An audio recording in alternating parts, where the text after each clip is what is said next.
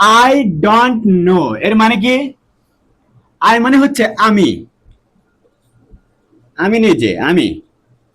Do এর সাথে not, আমরা এক কথা বলে ডন্ট। ডন্ট মানে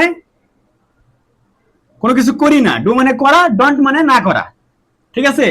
আর নো মানে হচ্ছে জানা।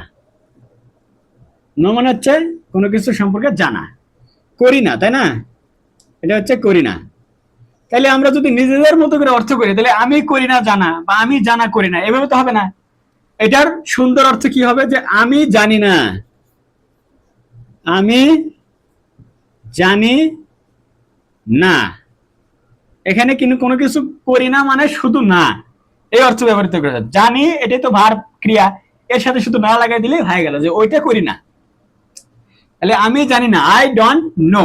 এভাবে আমাদের বুঝে বুঝে অর্থ করে পড়তে হবে। শুধু ইংলিশের যে অর্থ বাংলা বাংলায় হুবহু যেটা, ওটা বসিয়ে দিলে হবে না, নিজেদের মতো করে সাজায় সাজায় আমাদের অর্থটা করতে হবে, তাইলে আমরা বুঝতে পারবো। আই ডোন্ট নো মানে কি? আমি জানি না।